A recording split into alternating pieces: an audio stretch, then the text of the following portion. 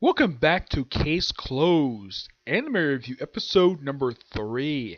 This I'm reviewing the third season of the series, and before I continue, there was one thing I want to mention in the last episode. What chapter the second season adapted? They adapted chapters 10 through 12, 40 to 51, 87 to 110, and 114 to 116. This season adapts season 3 adapts chapters 72 to 77, 117 through 130, 144 to 153, and 156 to 159. Yeah, basically the chapters that were skipped over for this particular season are adapted definitely for next season. Now, this particular season is the introduction in the anime of the Kaito Kid, the gentleman thief, who in the series is referred to as the Phantom Kid for some reason. I don't know why. The two-part that adapts his appearance from the manga is really accurate to how it's depicted in the manga. They do make a few changes to it. Well, obviously they changed the character's name from Kaito Kid to Phantom Kid because, well, he's a phantom, so I guess they changed to that. The second thing they changed was the inspector demanding he be called Kaito Kid instead of Kaito, well, in the case of the show, Phantom 1412. He demanded he be called Kid. That's another change they made. And for what I remember, pretty much mostly almost everything else they kept mostly the same. Yeah, there's no real change here at all. It's quite unique. Oh, and also, fun fact, this character, believe it or not, the Phantom Kid is a creation of the creator of Case Closed, but here's something unique about him. Believe it or not, here's the thing, his first appearance in the manga is not the first time he's appeared in the manga. Nope, he's actually from a different series. Yes, which makes him the third manga writer that I know of who actually brings in characters from another series he's done into another popular series he's done. Yeah, the first writer I've seen do this was Akira Toriyama, who brought characters from Dr. Slump after the series ended and have occasionally appeared in the Dragon Ball series. The second one was when they had that cross between, it was the creator of Fairy Tail having that crossover with his first series, Rave Master. Yep. So this guy is the third one I've seen so far who has actually had a cross between two series he actually did. The Magic Kaito series, that's named the manga this character first showed up in, started back in 1987. Yeah. Excuse me. I have read the manga for the series. But here's the thing about this particular series. It's not produced that many more chapters. No, it hasn't. Oddly enough, believe it or not, they even adapted a few chapters of the manga for this anime in a future season. I have no idea why. It's one of the most bizarre things. Yeah, I don't know why. They adapted like 3 chapters for another season. They adapted for season 9. Probably because Conan Egawa shows up for these few chapters. Yeah. And the first book for this came out in 1987. That is roughly 6 years before the release of the first chapter of Case Closed. And apparently he doesn't like going back to the series very often, but at least he features the characters. The rest of the time he appears is actually in films, because this is the only appearance in the anime he appears. The rest of the time he appears in films. Yeah. As for the other episodes, they were quite unique for this particular season. I mean, yeah, there's not many filler episodes for this particular season. I think it's about the same amount as the previous season. Yeah. The first 2 episodes for this season, which was 56 and 55, 56, which are in the dub, episodes 57 and 58. Yeah, these 2 episodes are in fact filler. Yep, they are in fact filler. The only episodes that are filler for this season are episodes 59, 61, 62, 64 to 67, 71, 73, 74, 79 to 80, and that's it. Yeah. Out of a 30 episode season, yeah, because the season has 30 episodes, at least 1, 2, 3, 4, 5. Let's see, 5 plus 4 is 9, 10, 11, 12, 13. Roughly, almost half the season is filler episodes. Yes. Yeah, one involving a train. Yeah, a murder on a train. That was something. Let's see. Yeah, the second episode involves one of the most bizarre murders I've ever seen. Yeah, this guy is killed via a steel beam, and the way it's done is one of the most weirdest ways I have ever seen. Okay, the killer, who turned to be the character's best friend, because apparently this guy had dated his sister previously, the killer sister, and he left her for another woman just so he married to money because he felt like it. Yeah. So apparently he attached a cable from a gigantic street camera to this steel beam, and when it turned, it pulled the thing off and knocked the guy on his head. Yeah, and this is done. And apparently this was done while he was in his office. I'm like, this is one of the most ingenious ways I have ever. It's one of the most oddest and genius ways of killing somebody in this series, because most of the time in this series, deaths are usually done by stabbing or strangulation. Yeah, that's what it is generally a lot of the time, or being or blunt force trauma. That's basically being bashed in the head with something like a pipe or something. Yeah, blunt force trauma is a term they use for someone killed with an object, like banging someone really hard, something like in the head. A lot of time in the head. Though normally a lot of the time they would knock people out. Now the first two episodes are actually canon, which features the return of Harley Hatwell. Actually, this is actually the return of Harley. And at the end of this two-parter, Harley becomes the fourth person in the series to find out that Conan is Jimmy. There is a few other characters later on who do find out Conan is Jimmy. And here's the thing: the reason why he did it was because he was close to. He actually knocked him out, and he sort of told on him to Rachel of what he said about her to him. Though they do change the line of dialogue from the manga, because in the manga he says Rachel's a pain in the neck. In the series, she's just a stubborn woman. I don't get why they. I get kind of the changed reason why they did, because it's kind of odd to say about Rachel, a woman with a triangle chin. Yep.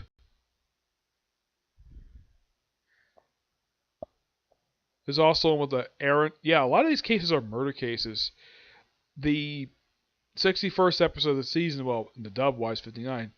Yeah, this one is about a toddler coming to a store that's scheduled to be demolished, and this guy had accidentally witnessed the owner of the store killing a loan shark.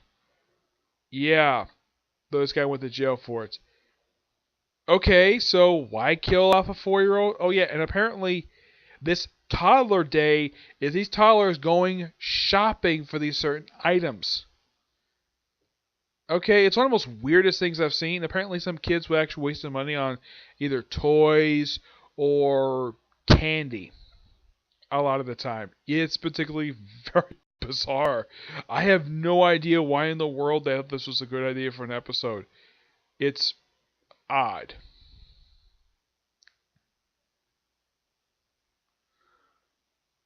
'60 definitely is a canon episode because I remember this one from the manga.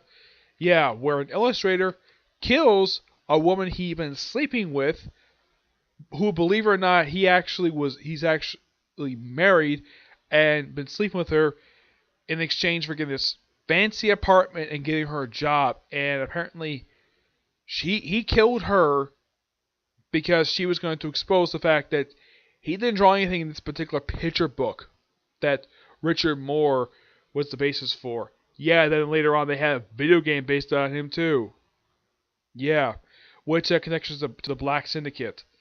And they go anywhere in the season.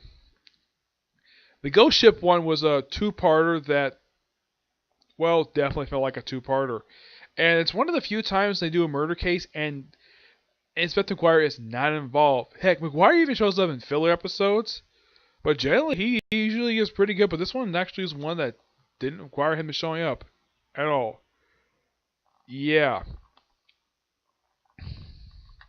Though I thought it was kind of weird that Conan kind of got his own child love interest in a way in this particular two-parter, where he was hanging out with the mayor's daughter. And the way he can get her to take him to a cave is to give her a kiss. It's like, give me a kiss on the lips. I'm like, okay, give me a peck on the cheek instead. Okay, okay, fine. She says, I've had better. Oh boy. Oh yeah, and this girl was actually a little bit taller than Conan. Yeah, it's particularly one of the most weirdest things, but a kiss is better than, let's say, having two children having sex. That would have been disgusting to see. A kiss is fine. I have no problem seeing these two 7-year-olds just a quick peck, a quick little kiss. That is fine. I think a lot of people can understand that. At least it's not what happened in the book of It, in Stephen King's It. That was more bizarre. Yeah, I'm kind of glad they never put that on the screen. The Gamora. Yeah, I think this is actually, from what I can tell, even the name itself has come from the actual Japanese monster film Gamera. It seems like the monster itself is heavily inspired by Godzilla. I'm not kidding, he really is, which is a little weird. Now, they say that apparently Monster was going that style at this point in time. That kind of was true. Because the Godzilla films had pretty much been retired in Japan at this point, and Gamera had this 3 Heisei era film, which I watched the first one. It's actually really good. I watched the third one, but I never got a chance to watch it. I have it on Blu-ray. It's a really good trilogy from what I've heard. And I've watched the first film and the third film. They're both really good, but they're both very dark. Yeah, apparently the Junior Detective League. And this also is the first time that Dr. Aizawa actually has met Inspector Guire. Though they did kind of change, like, they did make one small change here. Like, in the manga, Conan is standing directly behind Dr. Aizawa. In the show, he's standing behind a model building, which probably makes more sense of a change. I didn't have a problem with this because it looked kind of bizarre for a little kid to stand behind the doctor and him constantly look like over his shoulder, like, okay, what am I supposed to say next? And apparently he has to sort of ad lib what he says. Like, he has to basically talk with his mouth without saying a word, basically doing a ventriloquist act. It's one of the most weirdest things. Yeah, this happened in the manga, and as far as I can tell, this was the only time so far I've seen in the manga he's done this. There's a kidnapping case. This one was really bizarre. Yeah, where a kid claimed that he's seen crabs and a whale. Turns out it was a blimp and tables. Yeah. And Conan found the kid pretty easily.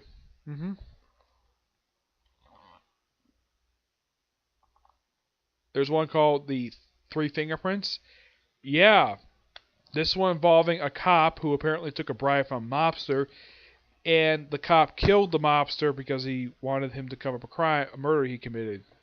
Yeah. Oh yeah, he took actually the money to help his wife's bills. One of a couple times I've seen this where they actually took the money for, well, to help somebody.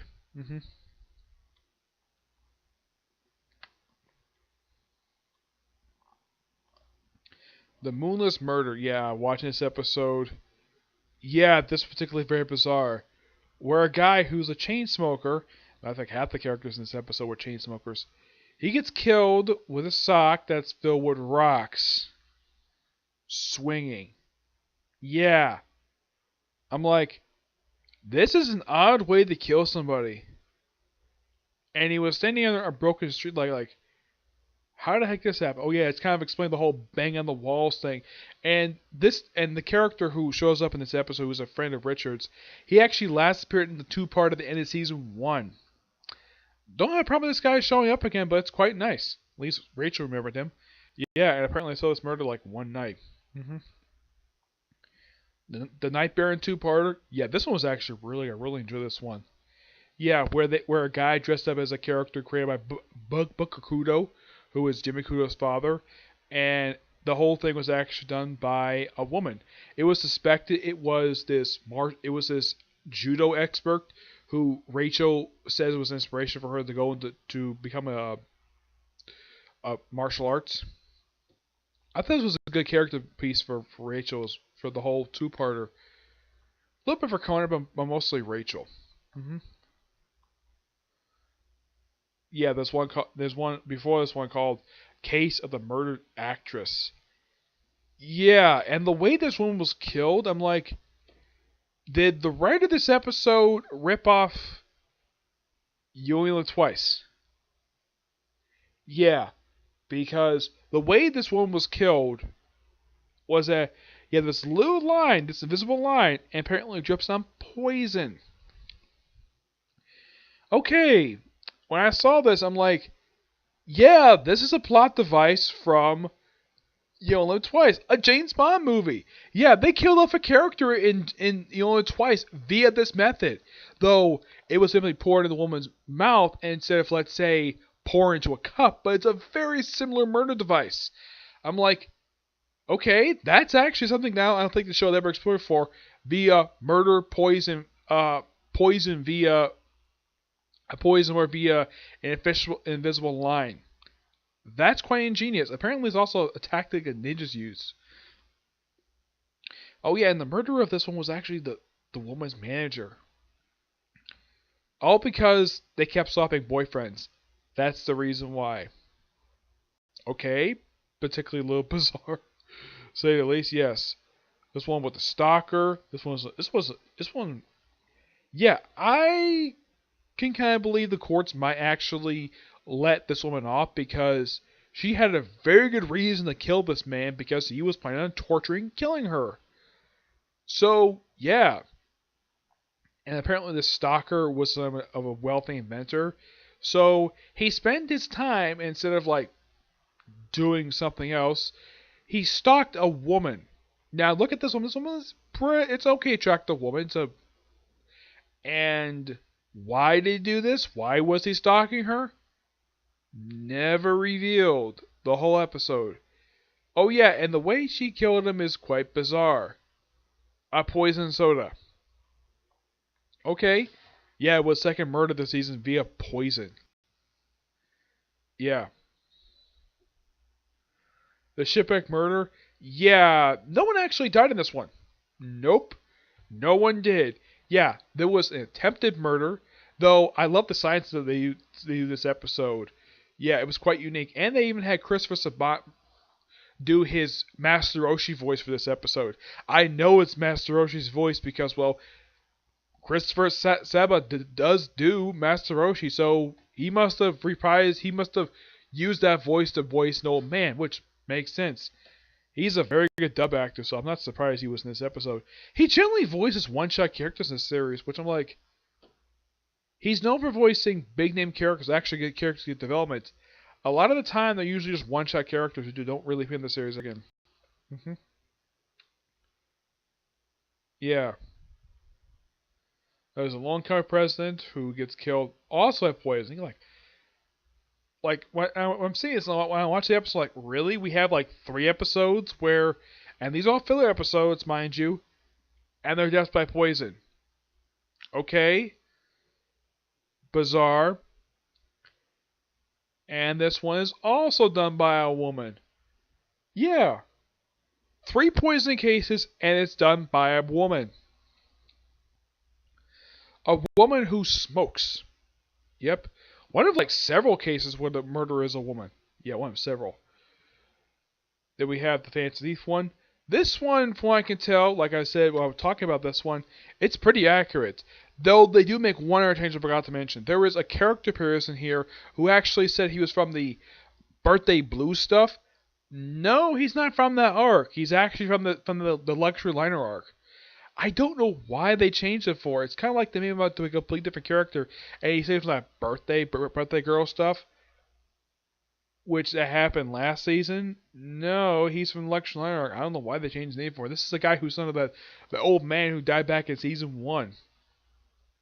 Oh, I should also point out that he is probably the only character who appeared from a previous case who actually returns. Yeah, who is not one of the regular characters. Yeah, no idea why.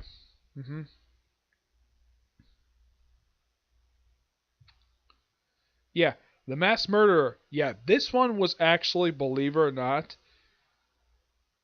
this one's adapted from the manga, and yeah, from what I can tell, it's pretty accurate to how it's in the manga. There's no real change this one. I can't think of any. Yeah, where a guy commits suicide over a fire he actually started years prior, and he was actually about to set to marry the woman he saved. Okay, and the woman killed the the other guy who was involved with it. Apparently, the other guy basically just had no regrets. The other guy had remorse. Yeah, there's something though interesting about this. But half the murderers are actually women. Yeah, it's particularly odd. Dead Hobo. This actually was an okay episode. Yeah, and if I could tell from this episode, the whole thing about an artist, who's kind of posing as a homeless man. Yeah, it kind of reminds me of something from a Perry Mason movie. Yeah, except the guy that suffered from amnesia, he just was posing as a homeless man except he actually faked his death. It's kind of similar to that, except that the guy, well, definitely was married. That's indeed true. Except that the woman was not a greedy woman. But basically, it's a similar case from Perry Mason. One of the Perry Mason movies. I've seen the Perry Mason movies. I own I own at least two of them. Really good set of movies. I highly recommend you see them. The late Raymond Burr does a fantastic job of these films. And the final case this season is Trouble Times 2, where a couple singers are kidnapped over a cassette tape because they apparently heard about a murder that happened on New Year's Eve. Now, this murder apparently did not. Now, the temple they mentioned, I think this was brought up in a filler episode from the previous season. But as far as I can tell, the murder they're mentioning happened off screen. Which, okay, I kind of wish they would reference other cases. But why would they make up cases on the fly that they apparently Conan may have written about on paper, like off screen? And Conan got a chance. Conan is the Junior Detective League. Got a chance to save the singers, send the kidnapper to jail, go on sing with them. And I'm like, the whole time watching this episode, because I was just watching this prior to recording this video, I'm like, couldn't Conan say, "Hey, I know a couple girls who actually are big fans of yours. Can we invite backstage, please?" And they never did. This is a dark moment at the end where they have the Junior Detective League, the singers, Inspector McGuire, one of the cops, take a picture, and I love it where the female singer puts her arm around Conan and Amy. I thought this was so adorable. It was just a great picture, and a great way to end the season. And of course, well, at the beginning of the first episode, we have Conan trying to do karaoke. Badly. He's terrible at singing. And at the end of the second episode, he said that Rachel says he's kind of getting a little better. Rachel, perhaps you can have to, like, hire someone to give him singing lessons. I could sing better than Conan does because I sing in the choir. Yeah, this was particularly very odd season. It had some odd episodes, but I don't know what the season had. Even the filler episodes where, like, almost a lot of the murderers are in fact women. Heck, there's one, like, the way the hobo guy got killed, he got killed by a woman. I mean, it wasn't with her bare hands because, well, normally a woman is not usually strong enough to kill a man. Unless, of course, they have a lot of muscle on him. She killed him differently. How? With a piece of rope. Yeah, tying a rope and just squeezing, and apparently that's how they kill her. Like, okay, that, I actually don't mind that at all. That particular style of murder doesn't happen very often in this series, and the only time I can think of where a murder actually happened, like in fiction, was in the film Clue. Yeah, in Clue, a murder with a rope. And I believe this also happened for the first case for the first but the Perry Mason films where a murder happened just like this with a rope. Oh yeah, this also happened. Not only Perry Mason, but also the film Rope was done the same exact way. Killed with a rope, except it was two guys killing another guy. This one, it's a woman killing a homeless man. I kind of can believe that this woman can easily kill her husband because this guy is very weak. He hasn't eaten very much. He's basically homeless and amnesiac for a while until he got his memory back. So I can kind of buy her killing him that way. It's interesting nonetheless, but what was up with the writers of the filler episodes making like almost every single murderer be a woman? I have no idea. It's one of the most weirdest things. Like, why a woman? Oh yeah, and the loan shark one, the reason why that she killed him was because that her boyfriend committed suicide over not being able to pay back him before he passed away. Yeah, a lot of the time, whenever these murderers commit crimes, they usually do it for the absolute stupidest reasons. Like, oh, okay, one woman killed because of greed. That's not unusual. That's a very typical reason for. That's a very stereotypical reason why a woman would kill a guy for his money. Yeah. Odd but good season nonetheless for case closed. Okay, but that's it for this particular review. Stay tuned for my comment corner, which I'm gonna do next. Okay, but do this next review. Bye.